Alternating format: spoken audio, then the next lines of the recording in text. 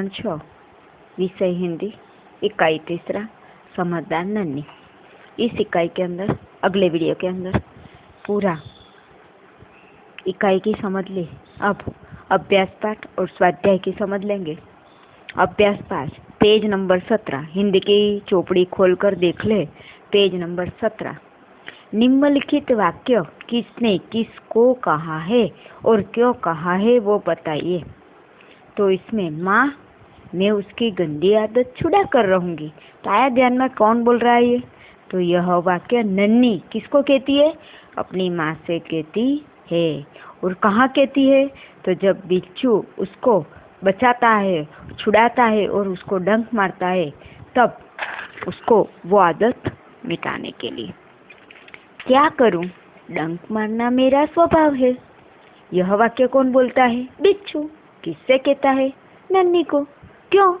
तो नन्ही ने उपकार भूलकर उसे डंक मारने दिया था।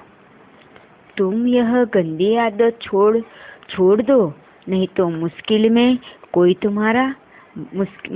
में कोई तुम्हारा मदद नहीं करेगा। तो यह वाक्य कौन बोलता है? नन्ही। किससे कहता है? बिच्छू को। वह बिच्छू की बुरी आदत के बारे में उसे चेतावनी देना चाहता थी। भलाई करने का मेरा स्वभाव है। यह कौन बोलता है? तो नन्ही। किससे कहती है? तो बिच्छू को। क्यों? तो बिच्छू के विश्वासघात भूलकर उसकी मदद की थी। मैं वचन देता हूँ कि अब मैं उसकी निर्दोष जीव को डंक नहीं मारूंगा। तो यह क्यों बोलता है? तो यह वाक्य बिच्छू नन्ही से कहता है। क्यों? कि नन्ही से विश्वासघात करने पर उसे बहुत पछतावा हुआ।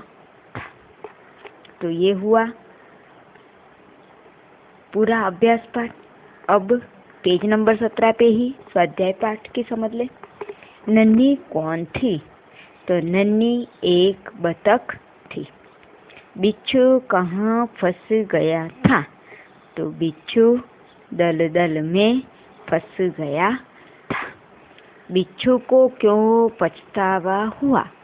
तो बिच्छू को पछतावा हुआ क्योंकि 2 बार जीवन दान देने वाली बतख को डंक मारने चला था। नन्ही ने क्या निश्चय किया? तो नन्ही ने निश्चय किया कि वह मुसीबत में पड़े को हमेशा बचाती रहेगी। नन्ही ने बिच्छू को क्यों बचाया? तो बिच्छू दलदल में फंस गया था। नन्ही से उसने विनती की, प्रार्थना की कि बहन मुझे बचा लो। नन्ही को बिच्छू पर दया आ गई। इसीलिए बिच्छू के स्वभाव के बारे में माँ ने नन्ही से क्या कहा? तो बिच्छू के स्वभाव के बारे में माँ ने नन्ही से कहा कि बिच्छू अपनी आदत का गुलाम है। उसे चाहे कितनी बार बचाया जाए, पर बचाने के बाद वह बार बार डंक मारता रहेगा। नन्ही ने अपने स्वभाव के बारे में क्या कहा? तो नन्ही ने बिच्छू के कहा कि भलाई करना मेरा स्वभाव है। मैं तुमसे बदला लेने के लिए अपनी आदत क्यों छोड़ दूँ? मेरा काम बचाना है, तो मैं मुसीबत में पड़े हमेशा बचाना चाहती हूँ। अब पेज नंबर 18।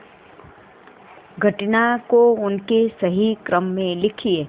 तो अ, ब, क, ड, ई ये घटना दी हुई है। यानी पाठ में कौन सा वाक्य पहले आता है, जो फर्स्ट आता है वो, उसके बाद कौन सा, उसके बाद और लास्ट में क्या आता है वह करना है। कि नन्ही ने बिच्छू की आवाज़ सुनकर दौड़ती आई।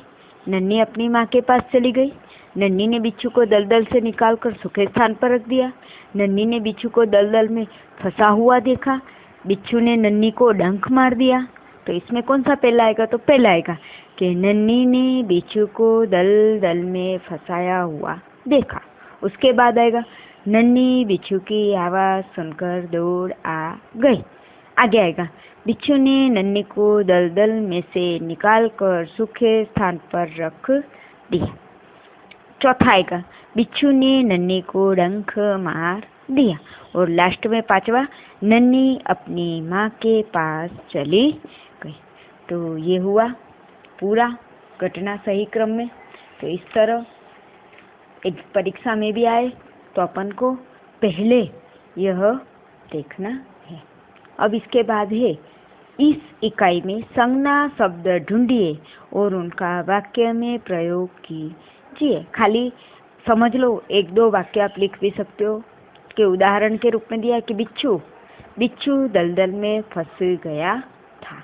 नन्ही, तो नन्ही एक बतख का नाम है। स्थान, तो मुंबई देखने लायक स्थान है। मुसीबत, मेरे पर एक मुसीबत आ पड़ी। पानी का दुरुपयोग नहीं करना चाहिए। आदत, हमको अपनी आदत सुधारनी चाहिए। जैसे जैसे तुम जितने संज्ञा दिखे इतना तुम अपने कर देख सकते हो। इसके बाद है मुहावरे। तो मुहावरे जो है अपनी टेक्स्ट बुक पेज नंबर 17 पे है। और सुनी करना, ध्यान न देना, तो उसके अर्थ ही लिखने हैं और वाक्य में प्रयोग भी करना है। आदत का गुलाम होना, आदत से मजबूर होना, वचन देना, वायदा करना, मन डोलना, विचार बदलना, जीवन दान देना, नया जीवन देना, शर्म से पानी पानी होना, बहुत लज्जित होना, थिरकने लगना, खुशी से नाचने लगना। अब इसके बाद है पेज नंबर 18 पे ही समानार्थी शब्दों को खोज कर उनका वाक्य में शब्दों प्रयोग कीजिए। तो नदी, तो सरिता, तो नर्मदा गुजरात की सबसे बड़ी सरिता है। तो नदी नहीं लिखना है, जो तुमने अर्थ बताया है उसका। स्थान, तो स्थान का है जगह, तो अच्छे बुरे लोग हर जगह पाए जाते हैं। स्वभाव, तो स्वभाव तो प्रकृति, तो वह अच्छी प्रकृति वाला व्यक्ति है। मुसीबत तो संकट, तो संकट में धीरज धरनी चाहिए।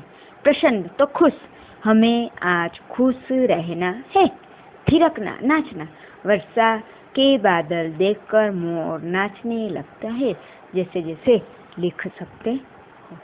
तो आज के लिए इतना ही। अब आगे पेज नंबर 19 अगले वीडियो के अंदर देखेंगे। तो पेज नंबर 18 तक भाषा सज्जता के साथ आपको हिंदी की नोटबुक में अच्छे अक्षरों से लिखना है। अस्तु।